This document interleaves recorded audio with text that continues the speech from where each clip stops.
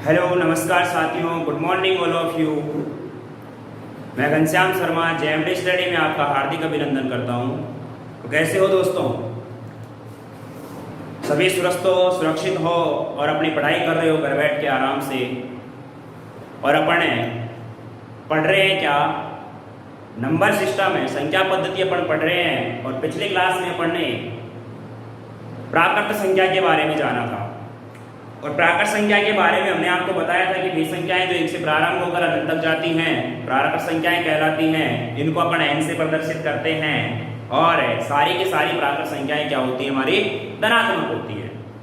उसके बाद अपन ने इसमें बनने वाले सारे पॉइंट पढ़ लिए थे, किस किस तरह के इसमें क्वेश्चन आते हैं प्राकृत संख्याओं से। उसके बाद हमने आपको सम और विषम संख्या के बारे में बताया और वहां से बनने वाले क्वेश्चन भी मैंने आपको करवाए। और उसके बाद में अपन ने पढ़ा था क्या पढ़ा था? पूर्णांक संख्या और पूर्णांक संख्या भी बताया था। पूर्ण संख्या मैंने बताया था जो 0 से शुरू होती है, यानी कि 0 को अगर प्राकृत संख्या में शून्य को शामिल कर लिया जाए तो हमारी क्या हो जाती है? वो पूर्ण संख्या हो जाती है। फिर पूर्णांक मैंने बताया था जो पूर्ण संख्या को या धनात्मक या ऋणात्मक या शून्य सभी को लेकर के चले तो वो हमारी क्या होती है? पूर्णांक संख्या होती है। तो यहाँ से आने वाले सभी मैंने क्वेश्चन भी आपको करवा दिए थे। और आज की क्लास में अपन पढ़ने वाले हैं क्या? परिमेय और अपरिमेय संख्या। क्योंकि मैंने परिमेय और अपरिमेय को कल क्यों नहीं पढ़ाया था? इसलिए क्योंकि हमारा एक ही क्लास का पूरा सेशन है, क्योंकि इसमें से क्वेश्चन भी पूछे जाते हैं। पहले इसके 3-4 डेफिनेशन होते हैं परिमेय संख्याओं की, तो उनको समझना है। परिमेय और अपरिमेय की जो परिभाषाएं हैं, क्या क्या परिभाषाएं हैं, तो पहले आप इसकी परिभाषाओं को समझना और फिर इससे बनने वाले क्वेश्चनों को मैं आपको बताऊंगा और उसके बाद अपन चलेंगे। तो नंबर्स का क्लासिफिकेशन अपन कर रहे हैं और नंबर्स का क्लासिफिकेशन आज अपन कंप्लीट कर लेंगे। फिर अपन कल पढ़ेंगे नया टॉपिक है जिसको पढ़ेंगे अपन फैक्टर, गुणनखंड पढ़ेंगे। क्या पढ़ेंगे? फैक्टर पढ़ेंगे। तो मैं आपके सामने यहाँ पर लिख रहा हूँ, 2 कॉलम बना रहा हूँ। एक तरफ अपन करेंगे परिमेय। देखिए परिमेय परिभाषा आपको समझाऊंगा, लिखा खुद लेना क्योंकि यहाँ पर पूरा इतना लिखा नहीं जाएगा। परिमेय और क्या है? अपरिमेय। रेशनल और इरेशनल, रेशनल और इरेशनल नंबर। रेशनल और इरेशनल नंबर क्या होते हैं समझना इधर ध्यान से। देखिए हमारे पास है रेशनल नंबर की पहली बात, वे संख्याएं जिन्हें अपन p/q के रूप में लिख सकते हैं। किसके रूप में लिख सकते हैं? p/q के रूप में लिख सकते हैं। p/q के रूप का मतलब क्या हो गया? जिनको अपन भिन्न के रूप में लिख सकते हैं। किसके रूप में लिख सकते हैं? भिन्न के रूप में लिख सकते हैं, फ्रैक्शन के रूप में लिख सकते हैं। तो हमारी क्या होती है? वो परिमेय संख्या कहलाती है। क्या कहलाती है? परिमेय संख्या कहलाती है। जैसे जहां पर q का मान क्या नहीं होना चाहिए? 0 नहीं होना चाहिए। q does not equals to 0, ये कंडीशन इसमें यहां पर काम आएगी। जैसे परिमेय है ना, जस्ट उसका अपोजिट है, परिमेय बन जाएगी। अगर मैं आपको एक परिभाषा इधर इसकी बता रहा हूं ना, तो दूसरी आप अपने आप खुद ही बना लोगे। बात समझ में आ रही है? तो क्या बताया मैंने कि वे संख्याएं जिन्हें हम भिन्न के रूप में लिख सकते हैं, अर्थात p/q के रूप में लिख सकते हैं, जहां q का मान शून्य नहीं होना चाहिए। जैसे मैंने बोला यहाँ पर 5/7 कौन सी संख्या है? परिमेय संख्या। मैंने बोला यहाँ पर 3/10 कौन सी संख्या है? परिमेय संख्या। मैंने बोला यहाँ पर 15/26 कौन सी संख्या है? परिमेय संख्या। मैंने बोला यहाँ पर 5 क्या परिमेय संख्या है? क्या बोलो? बोले सर हाँ है 5। क्यों? क्योंकि इसके नीचे कितना है? 1 है। अरे इसके नीचे क्या है? 1 है। मैंने बोला यहाँ पर 6/0 क्या ये परिमेय संख्या है? क्या नहीं। क्यों? क्योंकि उसमें शर्त हमें क्या दी है कि q का मान 0 नहीं होना चाहिए। तो यहाँ तो q का मान 0 हो गया और ये बन जाएगा इंफिनिटी, अनंत बन जाएगा। और अनंत कोई भी हमारे पास अपरिमेय संख्या होती है। तो मेरे प्यारे साथियों, बात आपको पहली परिभाषा समझ में आनी चाहिए। क्या बताया मैंने कि वे संख्याएं जिन्हें भिन्न के रूप में अर्थात p/q के रूप में लिखा जा सके वो कौन सी संख्या होती है? हमारी परिमेय संख्या होती है। मैंने लिखा यहाँ पर, आपके सामने लिखा यहाँ पर मैंने 25 कौन सी संख्या है? परिमेय या अपरिमेय? सर जी परिमेय है। क्यों? क्योंकि इसके नीचे 1 लगा लो ना, क्या फर्क पड़ रहा है? अरे 1 से कोई फर्क पड़ेगा क्या? नहीं। तो क्या भिन्न का रूप नहीं बना क्या 25/1? बात समझ में आ रही है? तो इस प्रकार से आपको पहली परिभाषा समझ में आनी चाहिए। इसके लिए पहली परिभाषा ये जिन्हें हम p/q के रूप में नहीं लिख सकते, अर्थात q का मान वहां पर क्या हो जाएगा? 0 हो जाएगा। क्या हो जाएगा? 0 हो जाएगा। बात समझ में आ गई? नंबर 2, दूसरी बात करें अपन यहां पर, तो वे संख्याएं जिनका पूरा पूरा वर्गमूल निकलता है। घनमूल वर्गमूल में आपको जब पढ़ाऊंगा ना तो वहां पर और अच्छे से बताऊंगा क्या होता है, लेकिन यहां पर इतना याद रखना है कि जिनका पूरा पूरा वर्गमूल निकलता है। पूरा पूरा वर्गमूल निकलने से मतलब क्या होगा, जैसे मैंने कहा यहाँ पर अंडर रूट 4 किसका वर्ग होता है, 2 का पूरा पूरा वर्गमूल निकला। मैंने कहा यहाँ पर अंडर रूट 25 किसका वर्ग होता है, 5 का। मैंने कहा अंडर रूट 144 किसका वर्ग होता है, 12 का। मैंने कहा यहाँ पर अंडर रूट 7 कौन सी संख्या होगी, ये क्या परिमेय होगी, क्या नहीं, क्यों, क्योंकि सर जी इसका पूरा पूरा वर्गमूल नहीं निकलता। मैंने लिखा यहाँ पर आपके सामने अंडर रूट 64 कौन सी है, परिमेय। मैंने लिखा आपके सामने अंडर रूट 99 कौन सी संख्या है, अपरिमेय होगी। सर जी परिमेय नहीं हो, क्यों, क्योंकि 99 किसी पूर्ण वर्ग संख्या नहीं है। अरे बात समझ में आ रही है। तो ऐसे दूसरा पॉइंट इसमें लगा लेंगे अपन कि वे संख्याएं जिनका पूरा पूरा वर्गमूल नहीं निकलता, वर्गमूल नहीं निकलता। अब वर्गमूल नहीं निकलता से मतलब क्या हो गया, जैसे under root 5, under root 7, under root 21, under root 101 कोई भी ले लो, जिनका पूरा पूरा वर्गमूल नहीं बनना चाहिए। बात समझ में आ गई, अरे क्लियर है। चलो दो परिभाषाएं समझ में आई आपको। पहली परिभाषा भिन्न के रूप में लिख सकते हैं परिमेय को, जहां q का मान 0 नहीं होना चाहिए वहां पर q का मान 0 हो जाएगा, यानी भिन्न के रूप में नहीं लिख सकते। दूसरी परिभाषा अपन ने समझी, जिनका पूरा पूरा वर्गमूल निकल जाए वो तो परिमेय होगी, जिनका नहीं निकलेगा वो क्या हो जाएगी, हमारी अपरिमेय हो जाएगी। तीसरा पॉइंट याद रखना है कि वे संख्याएं जिनको दशमलव के बाद निश्चित अंक होते हैं, वे संख्याएं जिनमें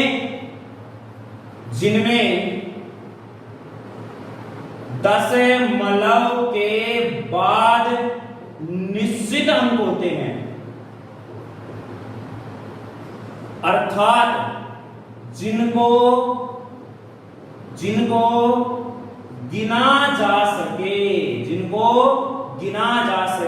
जैसे मैंने कहा यहां पर 0.3241 क्या आप ये निश्चित अंक है क्या, बोले सर हाँ है। गिन सकते हैं कितने निश्चित अंक है, 4 निश्चित अंक है। मैंने कहा यहाँ पर जिसे 0.2465 क्या निश्चित अंक है क्या, हाँ। तो कौन सी संख्या हो गई हमारी, ये परिमेय संख्या हो गई। कौन सी हो गई, परिमेय संख्या हो गई। मैंने लिखा यहाँ पर आपके सामने 25.0421 क्या है, कौन सी संख्या है, सर जी परिमेय, क्योंकि दशमलव के बाद अपन इसके अंकों को क्या कर सकते हैं, गिन सकते हैं, यानी कि निश्चित अंकों तक ही होते हैं। कौन सी संख्या होगी हमारी, परिमेय संख्या। इसमें बोलूं मैं कि दशमलव के बाद अंकों को नहीं गिना जा सकता, यानी कि अनिश्चित अंक होते हैं। कितने होते हैं, अनिश्चित का मतलब है अनंत अंक होंगे, पता नहीं कहां तक। जैसे मैंने बोला यहाँ पर 5.56780214 पता नहीं आगे कहां तक जा रहे हैं और कितने अंक होते हैं, गिन सकते हैं क्या इसको, नहीं। मैंने बोला यहाँ पर 2.78532324 कौन सी संख्या हो गई, अपरिमेय। यानी कि तीसरी बात हमें समझ में आनी चाहिए मेरे प्यारे साथियों कि वे संख्याएं जिनको दशमलव के बाद निश्चित अंक होते हैं परिमेय नहीं होते, अपरिमेय होते हैं, परिमेय नहीं होते, अपरिमेय। जिनको गिना जा सके परिमेय, नहीं गिना जा सके अपरिमेय। समझ में आ गई तीसरी परिभाषा। चलो शाबाश। नंबर 4 चौथी परिभाषा हमारी ये बोलती है हमको कि वे संख्याएं जिनमें दशमलव के बाद अंकों की पुनरावृत्ति हो। अंकों की पुनरावृत्ति से मतलब समझ रहे हो ना, दशमलव के बाद अंकों की पुनरावृत्ति का मतलब हो गया उसका रिपीटेशन होना चाहिए। जैसे मैंने बोला है 0.222222222 चाहे अनंत बार हो। अब ये निश्चित हो गया कि आने वाला क्या है, केवल 2 ही आने वाला है। क्या आने वाला है, 2 ही। आगे मैं जब आपको दशमलव पढ़ाऊंगा तो बताऊंगा कि इसको किस प्रकार से लिखते हैं। 0.2 के ऊपर बार, इस बार का मतलब होता है कि 0.2 जो है ना बार आ रहा है, अनंत बार। समझ में आ रही है, ये बात की बातें हैं, फिलहाल इतना समझो। जिसे मैंने लिखा यहाँ पर 0.3131313131 निश्चित है, 3 1 3 1 3 1 3 1 आएगा अनंत तक। बात समझ में आ गई? क्या मुझे बताना यहाँ पर अंकों की पुनरावृत्ति हो रही है क्या? अरे भाई 3 1 3 1 3 1 3 1 3 1 3 1 3 1 3 1 इस प्रकार से बन रहा है, समझ में आ गई? और ऐसी संख्याएं जिनमें दशमलव के बाद अंकों की पुनरावृत्ति नहीं होती, वही रूप बन जाएगा। अरे बन जाएगा कि नहीं बन जाएगा? बात समझ में आई कि नहीं? क्लियर है?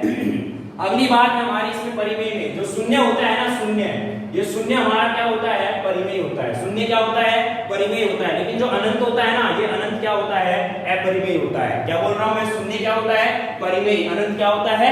अपरिमेय। एक आपने सुना होगा पाई, जो टाई की तरह बना होता है, ये पाई। इस प्रकार से इसको बना देते हैं, कोई दिक्कत नहीं है, समझ में आ रही है? क्लियर है ना? ये पाई जो होता है मेरे दोस्तों, इसकी खासियत है, ध्यान देना। अगर आप डिग्री में मान लो तो इसका मान होता है 180 डिग्री। जब मैं आपको मेंसुरेशन है और सॉरी ज्योमेट्री पढ़ाऊंगा तो वहां पर हमारा एक एंगल एंड लाइन आता है, रेखा और कोण वाला टॉपिक आएगा, वहां पर मैं आपको इसके बारे में और डिटेल से बताऊंगा आपको। पाई का मान होता है 22/7, जो कि ये मान अपन लेके चलते हैं, और इसी मान में अपना भाग देते हैं तो ये मान आता है 3.14। क्या जाता है? 3.14, लगभग आगे और 2 पॉइंट तक ले देते हैं अपन। तो इस प्रकार से इसके मान होते हैं। तो जो पाई जो होता है ना, पाई, ये जो पाई, केवल पाई का होता है ना, ये पाई का केवल क्या होता है? अपरिमेय। लेकिन जो ये 22/7 है ना, ये क्या होता है? हमारा परिमेय होता है। 22/7 है, इसका मान क्या होता है? परिमेय होता है। बात समझ में आ गई क्या? अरे क्लियर है? यानी कि आप कोई भी सिंबल ले लो, कोई भी सिंबल जो होते हैं ना, जैसे मैंने बोला यहाँ पर फाई, जैसे मैंने बोला आपको एप्सिलॉन, जैसे बोला मैंने आपको म्यू, इनके जो भी मान होते हैं ना, ये सारे के सारे जो सिंबल होते हैं ना, वो परिमेय होते हैं, और इनके जो वैल्यू होती है, जिनके मान होते हैं, वो क्या होती है? परिमेय होते हैं। इतनी बात आपको समझ में आनी चाहिए। चलो शाबाश। तो क्या क्या पढ़ा अपन ने? परिमेय और परिमेय। परिमेय और परिमेय के पढ़ने के बाद परिभाषाएं पढ़ी। क्या पढ़ी है? परिभाषाएं पढ़ी। अब परिभाषा अपन ने इसकी पढ़ ली, तो मुझे बताना, पहले अपन ने बताई कि वे संख्याएं जिन्हें भिन्न के रूप में लिख सकते हैं, भिन्न के रूप में लिख सकते हैं, तो परिमेय। जहां क्यू का मान क्या नहीं होना चाहिए? शून्य नहीं होना चाहिए। जिनको भिन्न के रूप में नहीं लिख सकते, अपरिमेय। दूसरा, जिनका पूरा पूरा वर्गमूल निकलेगा, परिमेय। नहीं निकलेगा, अपरिमेय। दशमलव के बाद निश्चित अंक होंगे, जिनको गिन सके, परिमेय। नहीं गिन सके, अपरिमेय। दशमलव के बाद अंकों की पुनरावृत्ति हो, परिमेय नहीं हो, अपरिमेय। शून्य हमारा परिमेय, अनंत हमारा अपरिमेय। पाई अपरिमेय, पाई का मान 22/7 है, 22/7 है, परिमेय। इतनी बात आपको याद रखनी है। ये तो हो गई इसकी परिभाषाओं से संबंधित। अपने को ये पहचान हो जाएगी कि बताओ ये कौन सी संख्या बनेगी, परिमेय या अपरिमेय। जैसे मैंने लिखा यहाँ पर, मुझे बताना, मैंने लिखा यहाँ पर आपके सामने अंडर रूट में 169 169 रूट ऑफ 169 बताना क्या है? हमारी ये परिमेय है। क्या है? परिमेय है। मैंने लिखा रूट ऑफ 196, क्या है? ये परिमेय है। मैंने लिखा रूट ऑफ 205, क्या है? ये अपरिमेय है। कौन सी है? अपरिमेय है। तो ये आपको पहचान आनी चाहिए, क्या पहचान में सीख जाओ। 169 13 का वर्ग होता है, 196 14 का वर्ग होता है। अब बात करते हैं कि इनके ऊपर क्वेश्चन कैसे बनते हैं। ध्यान से समझना इस बात को। मैंने लिखा आपके सामने एक चीज लिख रहा हूं, यहां पर है रूट ऑफ 2, और एक लिखा मैंने यहां पर आपके सामने रूट ऑफ 2। ध्यान से समझना, अगर मैं रूट 2 को रूट 2 से गुणा करता हूं तो मुझे बताना ये क्या बनेगा? ये दोनों समान है। अच्छा, इसका मतलब क्या होता है? मैं इसको डिटेल से बता रहा हूं, एक बार ध्यान देना जाए। रूट का मतलब होता है मेरे प्यारे बच्चों, किसी भी संख्या की पावर 1/2। ध्यान देना है क्या कह रहा हूं मैं। चलो इसको मैं अच्छे से समझाता हूं आपको, इधर ध्यान। इस रूट का मतलब होता है मेरे प्यारे साथियों, किसी कोई संख्या है x, उसकी पावर क्या होती है? 1/2। किसका मतलब है? रूट का। यहां पर अगर 2 लगा हुआ है, इसका मतलब है रूट है। यहां पर मैंने लिख दिया 3, अब ये होगा क्यूबिक रूट। यहां पर मैंने लिख दिया क्या?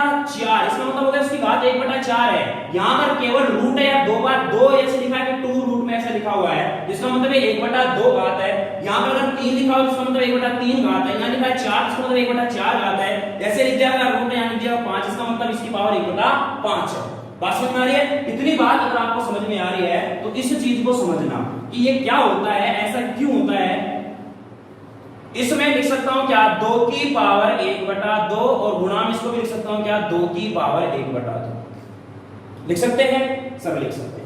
तो मेरे प्यारे साथियों, जब अपने आप को घातांक करनी पढ़ाऊंगा तो वहां पर एक नियम आएगा हमारे पास, ये होता है आधार और ये क्या होती है इसकी घात होती है। ये क्या होती है? घात होती है। जब आधार समान हो और बीच में क्या हो गुणा का चिन्ह, ध्यान रखना मैं बात क्या बोल रहा हूं उसको समझना। आधार समान हो और बीच में क्या हो गुणा का चिन्ह, तो उनकी घात जुड़ जाती है। उनकी घात क्या होती है? जुड़ जाती है। कैसे जुड़ती है? इसको लिख सकता हूं मैं क्या 2 की पावर 1/2 प्लस में 1/2। समझ में आ गई? ये क्या हो जाएगा 2 की पावर आधा और आधा कितना हो गया 1 और 2 की पावर 1 क्या होता है 2। तो मैं क्या लेके चला था √2 गुणा √2, इसका मान क्या आया 2 आया। क्या आया 2 आया। आपको बात क्या समझ में आई? बात आपको ये समझ में आनी चाहिए कि अगर अंडर रूट में समान संख्याओं को गुणा करते हैं, ध्यान से समझना, अंडर रूट में समान संख्याओं को गुणा करते हैं तो उनका एक जोड़ा बना लो। जोड़ा बन गया है दो संख्याओं का, जोड़ा 2 का ही तो बनेगा ना, 3 का जोड़ा बनेगा क्या? अरे जोड़े में जोड़ा जानते हो ना सभी, हाँ तो समझ जाओ आप जोड़े की बात जैसे ही आए तो क्या कहना चाह रहा हूं मैं। तो यहां पर √2 गुणा √2, दो समान संख्याएं, दो अंडर रूट में समान संख्याओं को गुणा करते हैं तो अंडर रूट का चिन्ह हट जाता है और वो संख्या एक बार लिख दी जाती है। जैसे मैंने लिखा यहां पर √5 गुणा √5, इसका मतलब क्या हो गया? समान रूट में समान संख्याएं हैं, बीच में गुणा का चिन्ह है, अंडर रूट हट गया, इसलिए एक बार लिख दिया। मैंने लिखा आपके सामने √21 इंटू √21, इसका मतलब ये क्या है? समझ में आ रही है बात? मैंने लिखा आपके सामने अंडर रूट में 27 गुणा 27, इसका मतलब क्या हो गया 27। समझ में आ गई बात? तो अंडर रूट में अगर दो समान संख्याएं हैं तो उनको गुणा करने पर अंडर रूट का चिन्ह हटा देते हैं, उसको एक बार लिखते हैं। अब मैंने लिखा आपके सामने यहां पर √3 गुणा √3 गुणा √3। अब आप बताओ यहां पर क्या होगा? क्या आप अब यहां पर भी 3 लिखोगे? क्या आप यहां पर भी 3 लिखोगे? नहीं। क्यों? क्योंकि यह प्रक्रिया दो पदों के जोड़े के साथ बनती है, तो इस जोड़े का मान तो क्या हो जाएगा 3 और एक अलग से बढ़ाया तो ये जाएगा 3 गुणा √3। इसको क्या लिखूंगा मैं 3√3 लिखूंगा। क्या लिखूंगा इसको 3√3 लिखूंगा। बात समझ आई? हाँ अगर मान लो इसको ये बोल दूं √3 गुणा √3 गुणा √3 गुणा √3, अब बताना एक जोड़ा तो ये बन गया, एक जोड़ा ये बन गया, इसका मान 3 गुणा में इसका मान 3, तो 3 किया कितना आ गया 9 आ गया। ये बात आपको समझ में आनी चाहिए क्योंकि ये अभी इसमें काम आने वाली है हमारे परिमेयीकरण में। इसमें परिमेयीकरण में अब मुझे बताना एक बात और सीखी, चलो ये बात आपने सीख ली है, शाबाश। अगली बात मैं आपसे पूछना चाहूं मेरे प्यारे साथियों, अभी अपन ने एक बात पढ़ी है कि √2 गुणा √2 करते हैं तो 2 आ गया सब। √2 गुणा 2 किया तो √2 गुणा √2 किया तो क्या आ गया 2 आ गया। ठीक है, अगर मैं इन्हीं को प्लस करूं, ध्यान से समझना, एक तो मैंने पहली बात आपको क्या बता दी √2 गुणा √2, इसका मान तो क्या आ गया। अगली बात अगर मैं आपसे करना चाहूं, मैं बोलूं आपको कि √2 प्लस में √2 और एक लिखा हूं मैं √2 माइनस में √2 और एक लिखा हूं मैं आपके सामने √2 और प्लस में √3 और एक लिखा मैंने आपके सामने √2 माइनस में √5। इनके अपने को मान निकालना, इनको अपने को क्या निकालने हैं मान निकालने हैं। तो प्यारे साथियों मुझे एक बात बताना, यहां पर तो अपन ने सीख लिया कि क्या हुआ कैसे बना। अब देखो ये √2 है, ये √2 है, अपन क्या हो जाते हैं भावुक ज्यादा हो जाते हैं, भावनाओं में बह जाते हैं और गड़बड़ कर जाते हैं। क्या गड़बड़ कर जाते हैं? चिन्ह की तरफ ध्यान नहीं देते, गलती से यही बन गया कि √2 प्लस √2, तो बताओ क्या होगा, पहला ही ऑप्शन 2 मिलता है, वहीं पे टिक करके आ जाते हैं, हमारा क्या हो जाता है, क्या हो जाता है। लेकिन क्यों गलत होता है? अरे भाई अपना 2 आंसर कब आएगा, जब यहां गुणा का चिन्ह होगा, लेकिन ये गुणा नहीं हो रहा। हेलो, क्या नहीं हो रहा? गुणा नहीं हो रहा, क्या है ये प्लस है। आप मुझे बताओ, मैं आपसे ये बोलूं 2 प्लस में 2 बराबर आप कितना लिखोगे? 4 लिखोगे ना। अरे 4 लिखोगे ना। मुझे बताना है 2 कितनी बार आया है? अरे ये 2 कितनी बार आया है, 2 कितनी बार आया है, 2 बार, तो 2 दूनी 4। चलो कोई बात नहीं, मैंने बोला यहां पर 3 प्लस में 3 बराबर क्या लिखोगे आप, 6। अरे यही तो लिखोगे ना। मुझे बताना ये 3 जो है मेरा, ये कितनी बार आया है, 2 बार, तो 3 को 2 से गुणा कर लो ना, 3 दूनी 6, तब भी ये बनेगा। बनेगा क्या? मैंने लिखा यहाँ पर आपके सामने 5 प्लस है 5 प्लस है 5 प्लस है 5। बताना मुझे 5 10 15 और 20 क्या आ गया, 20।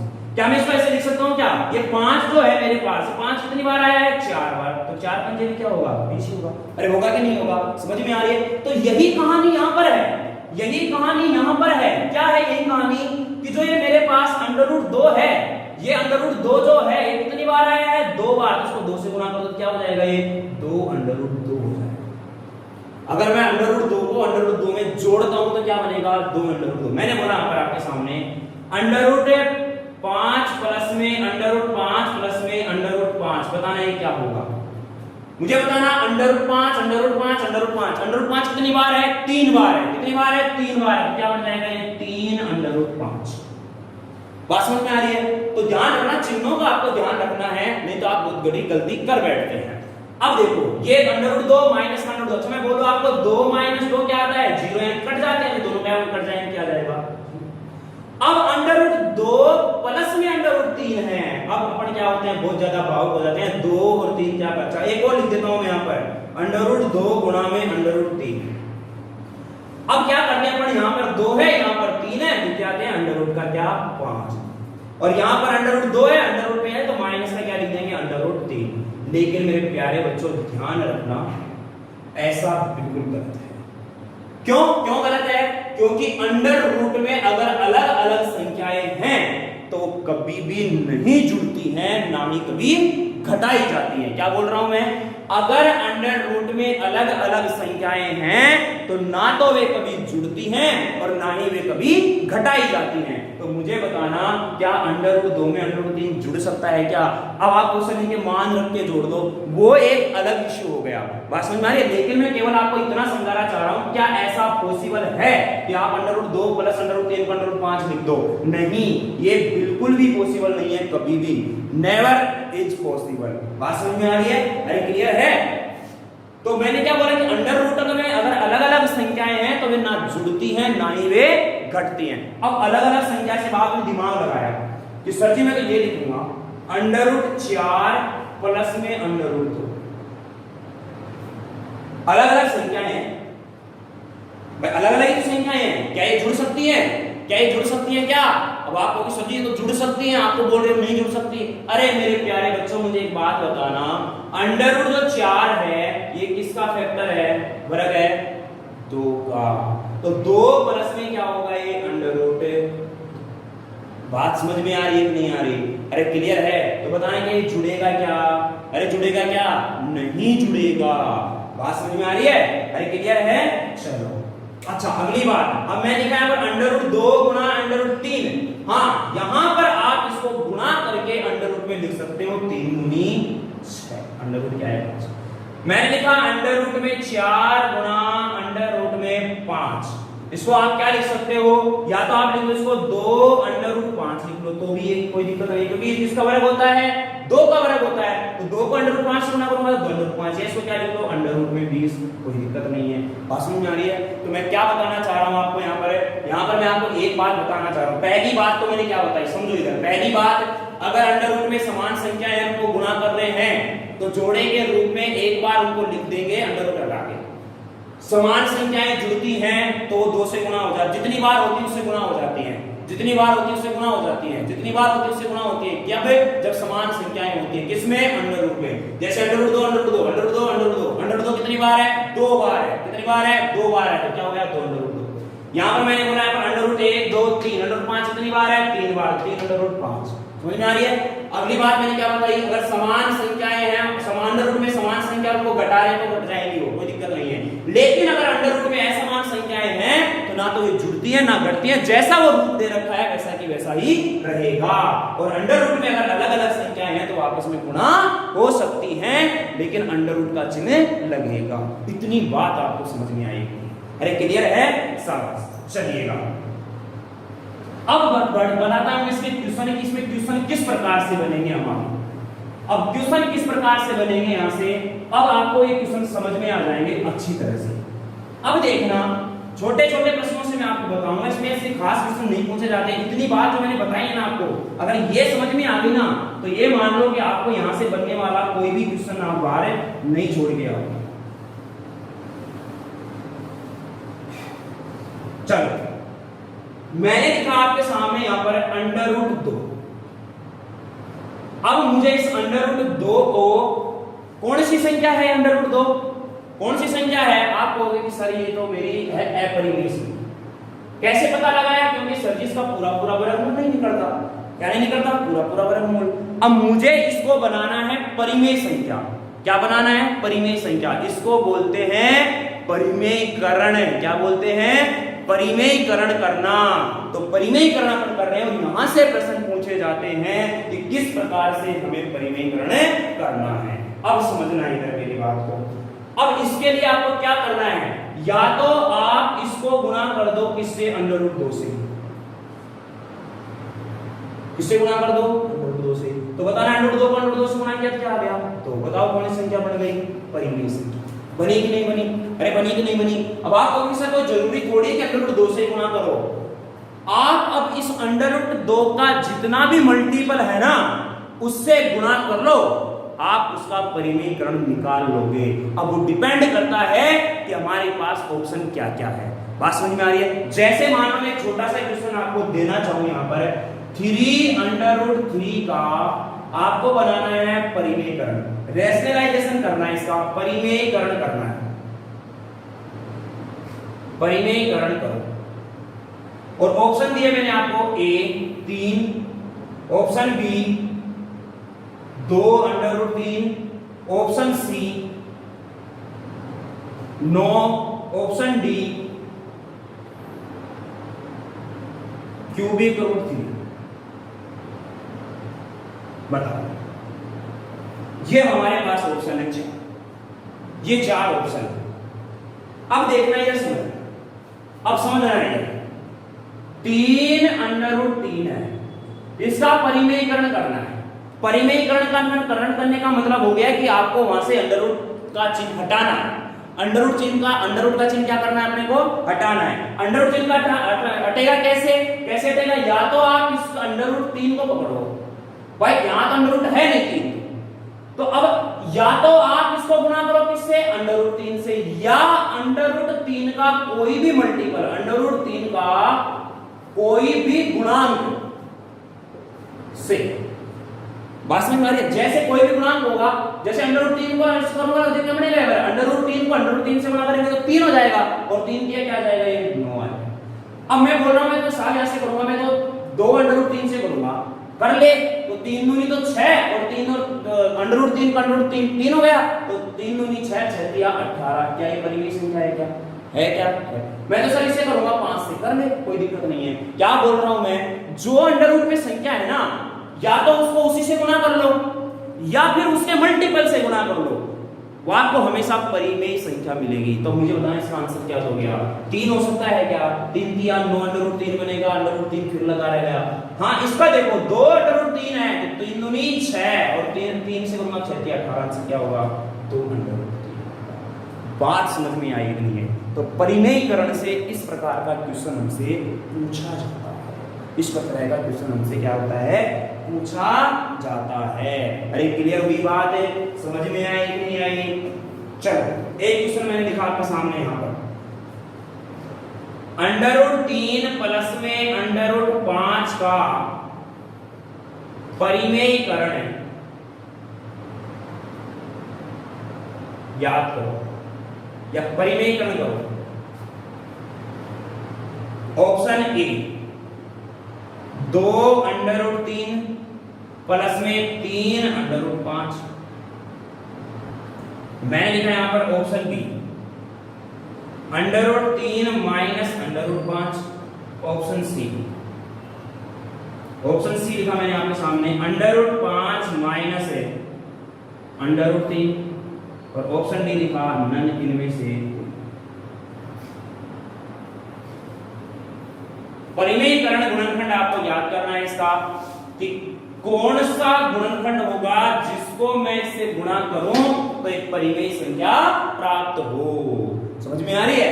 अब देखिएगा, अगर आप √3 प्लस √5 को अगर इससे गुणा करते हो, चलो एक बार मैं समझा देता हूं कि गुणा कैसे करते हैं। ध्यान देना, जब थोड़ा सा वक्त तो लगेगा लेकिन आपको सीखने को भी मिलेगा। ध्यान देना मेरे प्यारे साथियों, बहुत अच्छी बात मैं बताने जा रहा हूं आपको।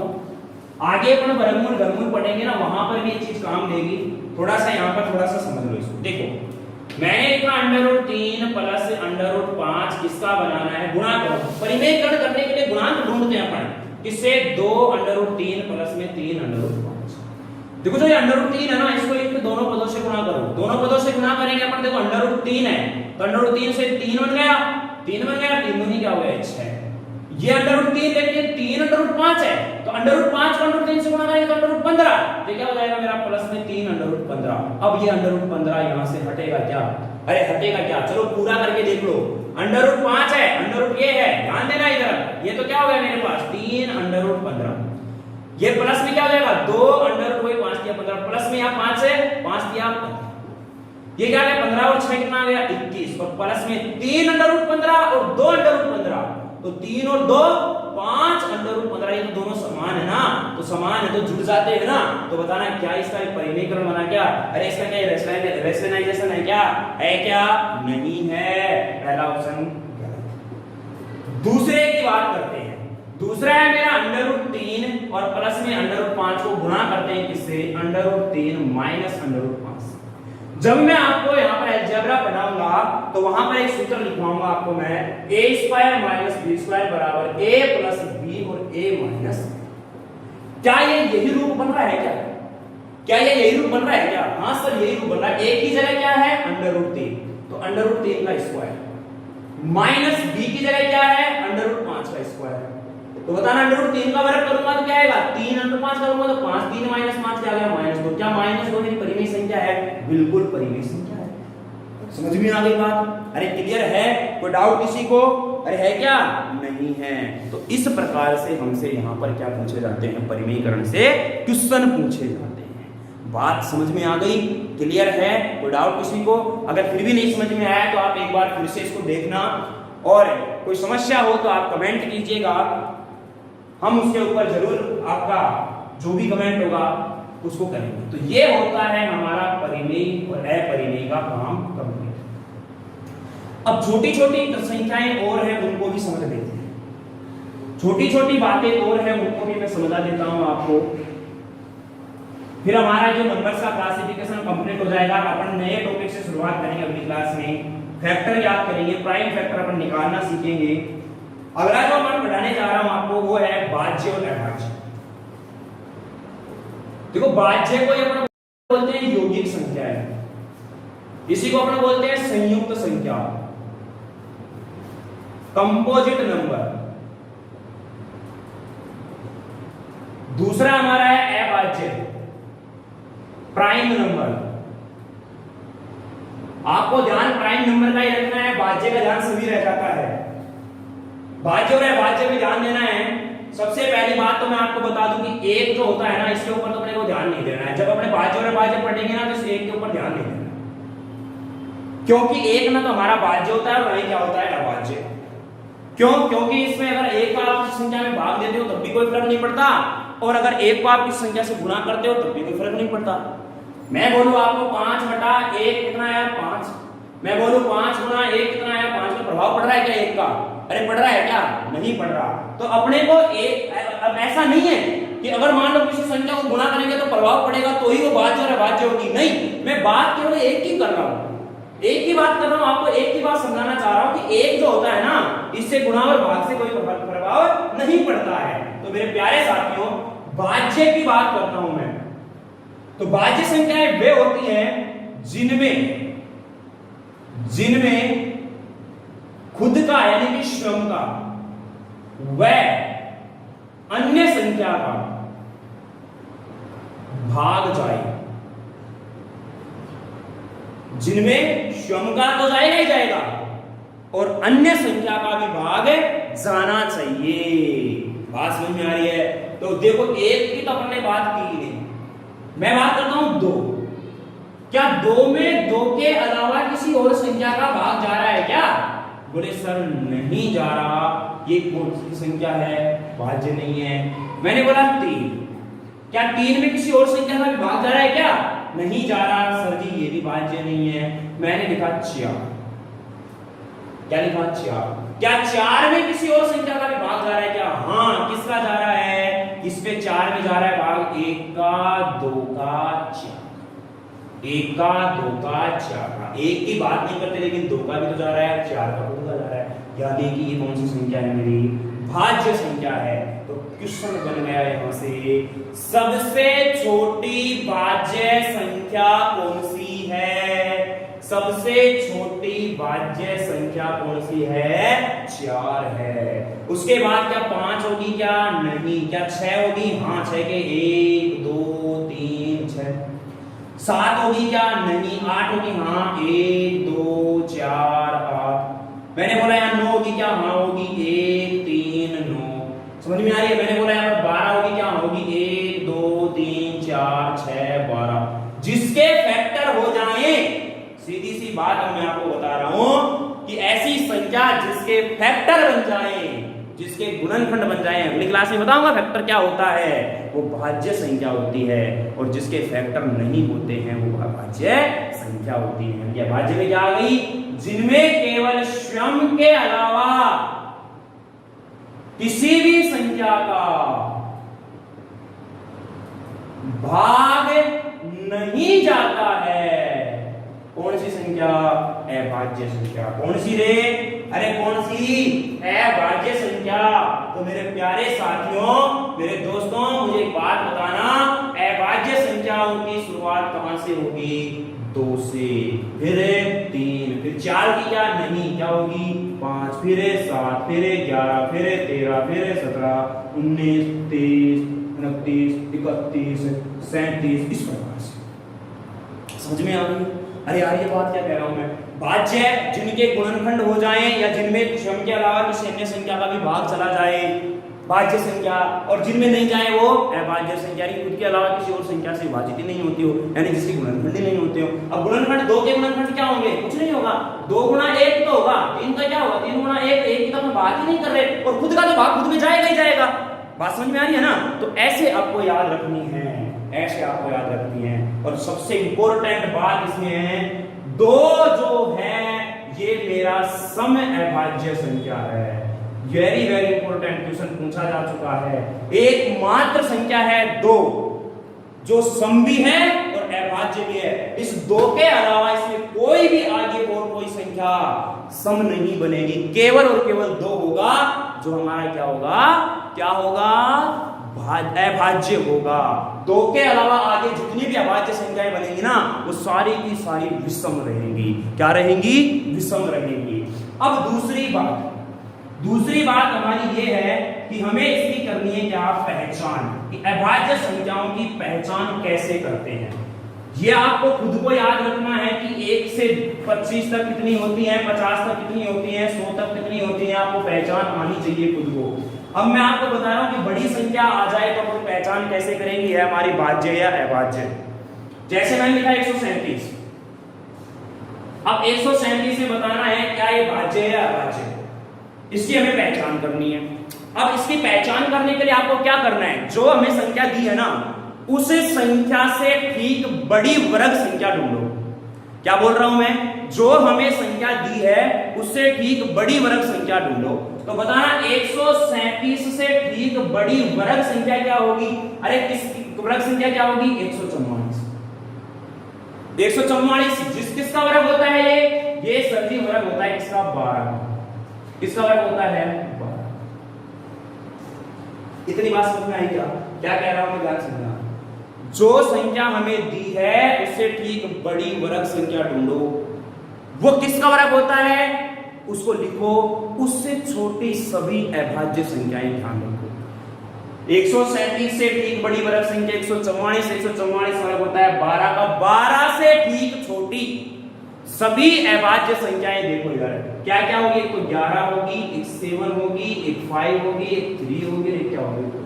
अगर यह जो संख्या हमें पूछ रहा है अगर इनमें से किसी से विभाजित हो जाती है ये, तो वो हमारी अभाज्य संख्या नहीं होगी, ना होगी। क्या इसमें 2 का भाग जाएगा, क्या 3 का जाएगा, 7 और 3 10 से 11 नहीं जाएगा, 5 का जाएगा नहीं, 7 का जाएगा, 7 एकम 7 6 7 नहीं जाएगा, 11 का जाएगा 7 नहीं जाएगा, यानी कौन सी संख्या है। जैसे मैंने लिखा आपके सामने यहाँ पर 349 349 349 349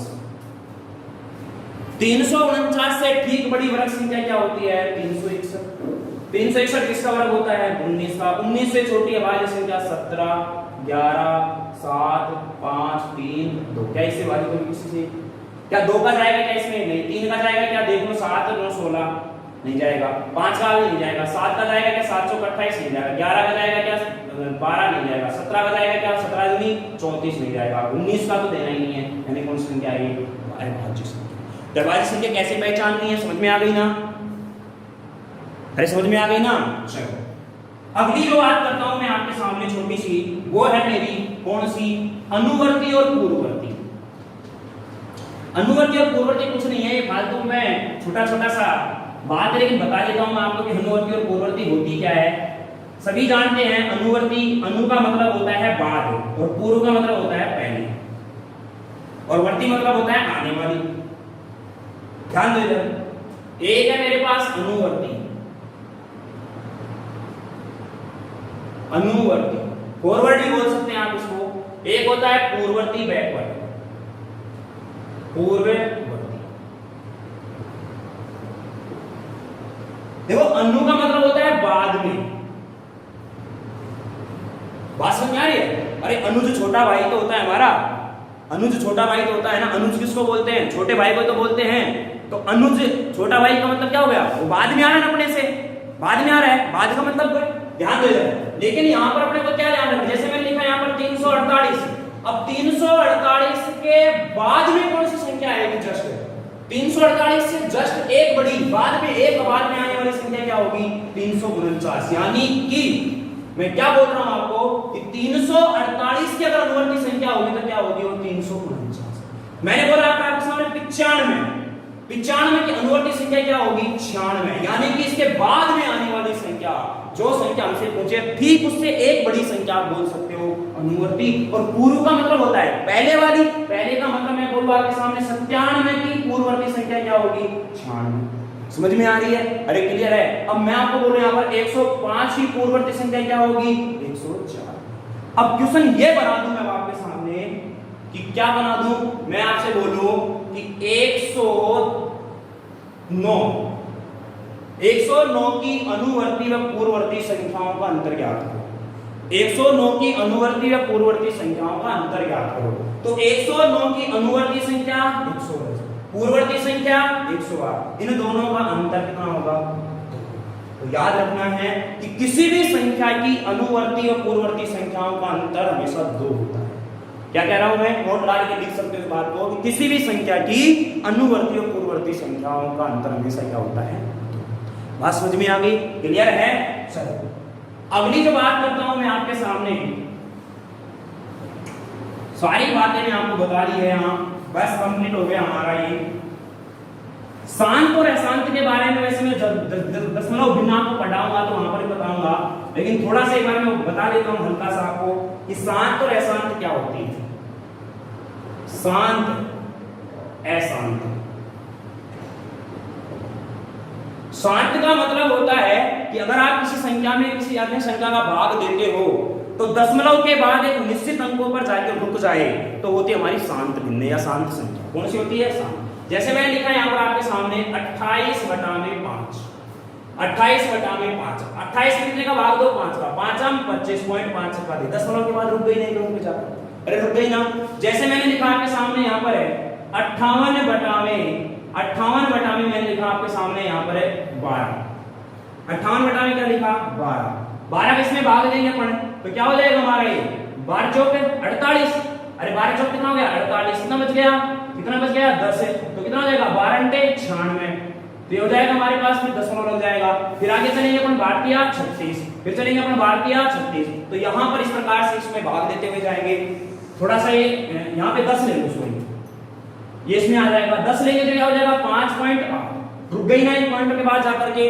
अगर मैं बोलूं ऐसांत की बात करूं, मैंने लिखा यहाँ पर आपके सामने 20/3, 20/3, 20/3 मैंने लिखा, तो 20 में 3 का भाग दूंगा तो 3 छक्के 18.66666 लगातार जा रही है। तो ये हमारी क्या हो जाएगी अशांत, यानी कि शांत रुकने का नाम ही नहीं ले रही है कहीं पर।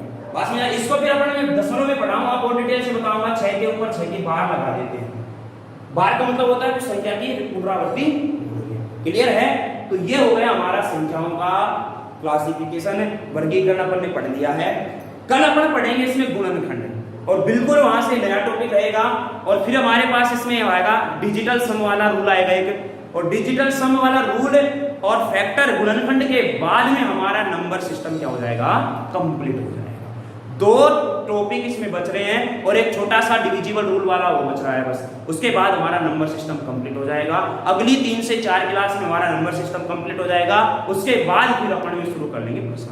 बात समझ में आ गई? ठीक है दोस्तों, तो पढ़ते रहो, जुड़े रहो आराम से। कोई समस्या होती है तो आप कमेंट कीजिएगा और हमें बताइएगा, ताकि हम अपने आप में और सुधार कर सके। धीरे धीरे सुधार हो रहा है और धीरे धीरे हम काम कर रहे हैं, और भी आगे आपको सुधार दिखाई देगा। आप हमें बताइएगा कि क्या प्रॉब्लम रहती है, क्या समस्या रहती है। जो भी बात हो आप हमें शेयर कीजिएगा, हम उसके ऊपर जरूर ध्यान देंगे। ठीक है दोस्तों, तो आराम से जुड़े रहो और जोड़े रहो। क्लास अच्छी लगती है तो उसको लाइक किया करो और शेयर किया करो। ठीक है, मिलते हैं नेक्स्ट एपिसोड में। तब तक के लिए बाय बाय, टेक केयर। देखते रहिए JMD स्टडी।